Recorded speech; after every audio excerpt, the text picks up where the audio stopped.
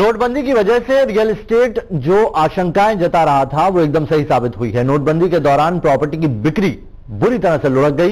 ये दावा किया गया है नाइट फ्रैंक की रिपोर्ट में, जो नोटबंदी के आंकड़ों में पहला भरोसेमंद सर्वे है। हालांकि नाइट फ्रैंक की रिपोर्ट में कमर्शियल मार्केट की मजबूत स्थिति का जिक्र हुआ है, साथ ही कीमतों में कमी की आशंका को इस रिपोर्ट ने खारिज कर दिया।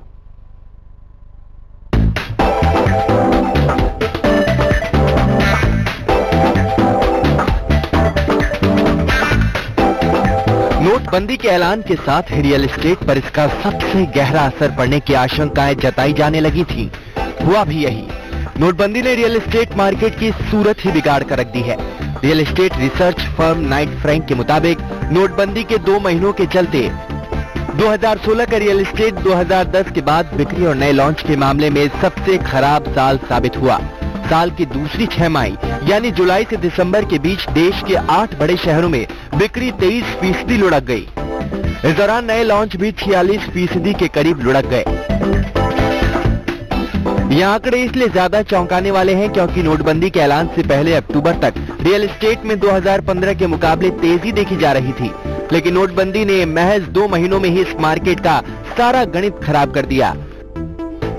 देखिए, शुरू के 10 महीने नॉट ओनली जुलाई, अगस्त, सितंबर और अक्टूबर का पीरियड, बट उससे पहले भी जून तक का पीरियड, जनवरी से जून तक का पीरियड में मोमेंटम वापस आ रहा था। इनफैक्ट शुरू के 6 महीने में 7% ग्रोथ हुई थी और सितंबर के क्वार्टर में भी टोटल 68,000 यूनिट्स की सेल हुई थी। तो हमें लग रहा था कि मोमेंटम वापस आता जा रहा है। वॉल्यूम्स में प्राइसिंग नहीं आ रही थी, लेकिन वॉल्यूम आता जा रहा है और अक्टूबर का महीना भी काफी अच्छा जा रहा था।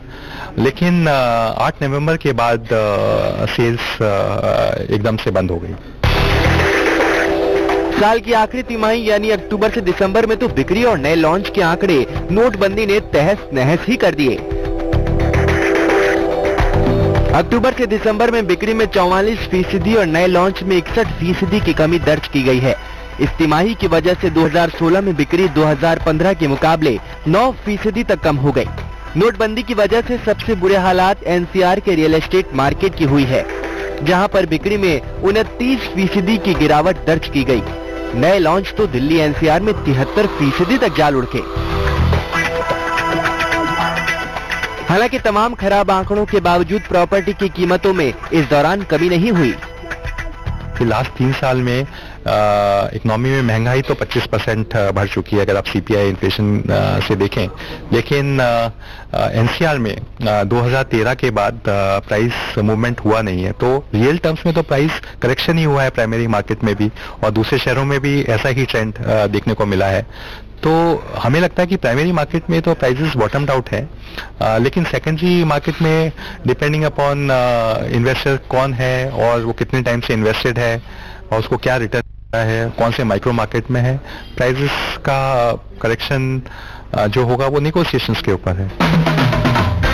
नाइट फ्रैंक के मुताबिक नोटबंदी की वजह से रियल एस्टेट इंडस्ट्री को 22,600 करोड़ रुपए का नुकसान हुआ। सरकार को भी राजस्व के तौर पर करीब 1200 करोड़ का नुकसान इस फैसले से हुआ।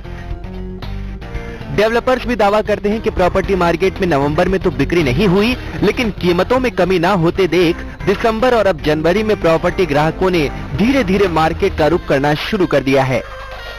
डिमोनेटाइजेशन के बाद, नोटबंदी के बाद बड़े जो प्रॉपर्टीज थी जिनमें 1 करोड़ रुपए से ऊपर की फ्लैट आया करते हैं, उनमें तो बहुत ज्यादा इफेक्ट आया। अगर अफोर्डेबल कैटेगरी की बात करें तो इसके अंदर लोग आज भी देख रहे हैं, जिनको घर चाहिए उनको घर तो चाहिए ही, लेकिन उनके मन में यह समंजस जरूर रही कि रेट डाउन आएंगे, 15 दिन में डाउन आएंगे, महीने में डाउन आएंगे। वैसी स्थिति कहीं नहीं रही।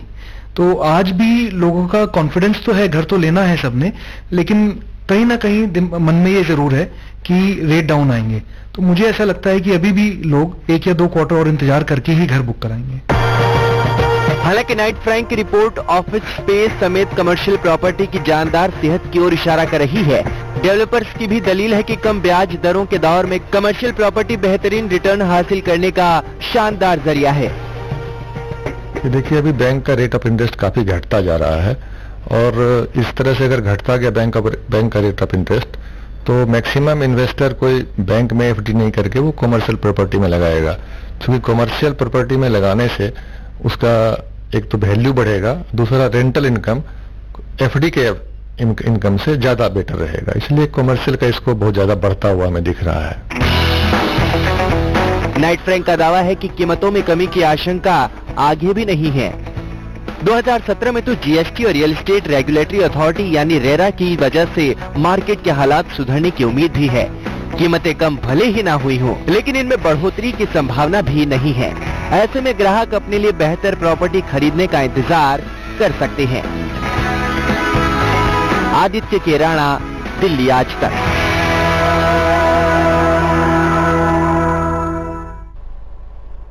तो नाइट फ्रैंक की रिपोर्ट आपने देख ली, किस तरीके से नोटबंदी का असर जैसा कि उम्मीद जताई जाती थी उसी तरीके से पड़ा है। हमारे खास मेहमान प्रदीप मिश्रा जी, प्रॉपर्टी एक्सपर्ट हमारे साथ जुड़े हैं। स्वागत है सर आपका। प्रदीप जी, इस रिपोर्ट को देखें, नाइट फ्रैंक की रिपोर्ट को देखें, तो नाइट फ्रैंक की रिपोर्ट कितनी सटीक आपको लगती है? हालांकि अभी तक की सबसे भरोसेमंद रिपोर्ट है, लेकिन मार्केट पर असर पड़ा नोटबंदी का, लेकिन दाम में कमी की बात को ये नकार रही है। देखिए नावेद, असर जरूर पड़ा है मार्केट पे, और 8 तारीख के बाद तो 8 नवंबर के बाद तो बहुत अच्छा खासा असर देखने को मिला है। लोगों ने प्रॉपर्टी के बाइंग के डिसीजन को होल्ड किया है। जो अब तक लास्ट में उम्मीद की जा रही थी 2016 लास्ट में फेस्टिवल सीजन के आसपास की मार्केट ने उठना शुरू किया है, वो नवंबर 8 के बाद अचानक मार्केट पूरी तरह से रुक गई। मतलब आज बायर ये सोच रहा है कि प्रॉपर्टी में खरीदूं या नहीं खरीदूं, खासकर जो 1+ की प्रॉपर्टी है, 1 CR+ की प्रॉपर्टी है, या ऐसी प्रॉपर्टी जहां पे कैश की ट्रांजैक्शन ज्यादा होती थी, वहां जरूर खरीदारी के अंदर गिरावट आई है। लेकिन जैसे इन्होंने कहा कि राजीव जी की मैं सुन रहा था बाइट, तो इन्होंने कहा कि बहुत ज्यादा गिरावट जो है वो कम हुई है। देखिए इन्फ्लेशन हुआ है और उस हिसाब से देखें तो गिरावट प्रॉपर्टी के अंदर आई है, लेकिन ऐसा भी नहीं है कि गिरावट बिल्कुल नहीं हुई। गिरावट मार्केट में हुई है और कहीं हद तक प्राइस करेक्शन करीब 15% के आसपास मार्केट में हुआ है। जी चलिए कॉलर ले लेते हैं। हमारे साथ गाजियाबाद से विजय जी जुड़े हुए हैं। विजय जी, स्वागत है आपका, सवाल पूछिए सर। प्रदीप जी सर, नमस्कार। नमस्कार सर, ये गाजियाबाद में भारत सिटी का जो फेज 2 है उसमें मैं प्लॉट मकान लेना चाहता हूँ, तो कैसा रहेगा सर वो एरिया, तो बता पाएंगे आप थोड़ा सा? आप फ्लैट लेना चाहते हैं उसमें? जी जी जी। हाँ, तो एरिया अच्छा है, डेवलपिंग एरिया है, मुझे उस एरिया में कोई दिक्कत नजर नहीं आ रही, और अंडर कंस्ट्रक्शन प्रॉपर्टी है, तो आप देख सकते हैं। लेकिन आप जिस प्रॉपर्टी को ले रहे हैं, लेने से पहले डॉक्यूमेंट्स को एक बार जरूर वेरीफाई कर लीजिए। बिल्डर बायर एग्रीमेंट और एप्लीकेशन फॉर्म, इनको जरूर वेरीफाई कर लीजिए, क्योंकि यूपी के अंदर रेरा जरूर आ गया है, लेकिन चूंकि अभी रेगुलेटरी और ट्रिब्यूनल नहीं बना है, इसीलिए अभी भी प्रॉपर्टी सुपर एरिया पे ही सेल हो रही है। तो इन चीजों को वेरीफाई करने के बाद ही प्रॉपर्टी बाय करें। जी चलिए, उम्मीद करते हैं विजय जी आपको सवाल का जवाब मिल गया होगा। एक और कॉलर हमारे साथ जुड़े हैं, पालम से जुड़े हैं। महेंद्र जी, आपको आवाज मिल रही है? जी महेंद्र जी, सवाल पूछिए। आवाज कम मिल रही है जी, सवाल पूछिए सर। मैं ये पूछना चाह रहा था, लोग 8 नवंबर से पहले जो नोटबंदी के पहले मार्केट है वो मतलब वापस कब तक आने की संभावना है? प्रॉपर्टी के जो रेट है वो बिल्कुल गिर गए हैं जी, गिर गए हैं, वापस ये मार्केट आएगा या नहीं आएगा? बहुत ही उम्दा सवाल है प्रदीप जी, वापस कब स्थिति सुधर पाएगी इस मार्केट की? अब देखिए मार्केट में अभी फिलहाल गवर्नमेंट 2017 के अंदर एक्सपेक्टेशन है कि गवर्नमेंट बजट के अंदर भी कुछ स्टेप उठाएगी, फिर रेरा इंप्लीमेंट होगा। तो रेरा इंप्लीमेंट होने के बाद मार्केट के सुधरने के आसार हैं। मतलब एक्सपेक्टेशन की जा रही है कि सेकंड हाफ में मार्केट धीरे धीरे रिवाइव होनी शुरू होगी, और वो डेवलपर्स जो मार्केट को देखते हुए प्रोडक्ट निकालेंगे, उनके प्रोडक्ट के अंदर सेल देखने को मिलेगी। मतलब प्राइमरी में भी आएगी और कहीं हद तक सेकेंडरी में भी। वो बायर्स जो अभी भी शुरू हो चुका है, मैं कहूंगा वो बायर्स जो व्हाइट की ट्रांजेक्शन करने में इंटरेस्टेड हैं, उनकी प्रॉपर्टी की ट्रांजेक्शन होनी शुरू हुई हैं, और ये धीरे धीरे बढ़ेगी, कम नहीं होगी। जी तो चलिए, उम्मीद करते हैं कि जल्दी इस मार्केट में सुधार होगा, लेकिन नोटबंदी का इंपैक्ट अभी बड़ा है और ये इंपैक्ट कब तक जाएगा ये कहना मुश्किल। चलिए, आपकी प्रॉपर्टी में एक छोटा सा ब्रेक लेने का वक्त हो चला है, ब्रेक लेंगे, लेकिन ब्रेक पे जाने से पहले आइए देखते हैं प्रॉपर्टी खरीदारों के लिए क्या सलाह दे रही हैं टैरो कार्ड रीडर प्रतिका मजूमदार। नमस्कार दोस्तों, सबसे पहले बात करते हैं 1 नंबर वालों के लिए, जिनके जन्म तिथि 1, 10, 19, 28 तारीख का है। हम उनके लिए देखते हैं क्या कार्ड बोल रहे हैं। इस हफ्ते में लेन देन में सावधानी बरतें। 2 नंबर जिनके जन्मदिन 2, 11, 20, 29 तारीख का है, उनका मूल्यांक 2 हुआ। तो हम उनके लिए कार्ड देखते हैं। नहीं, इस हफ्ते आप बिल्कुल प्रॉपर्टी का खरीदारी ना करें। 3 नंबर जिनके जन्म तारीख 3, 12, 21, 30 को है, उनका मूल्यांक 3 हुआ। तो 3 नंबर के लिए देखते हैं कार्ड क्या बोल रहे हैं। कार्ड बोल रहे हैं अगले हफ्ते में बिल्कुल आप प्रॉपर्टी का खरीदारी कर सकते हैं।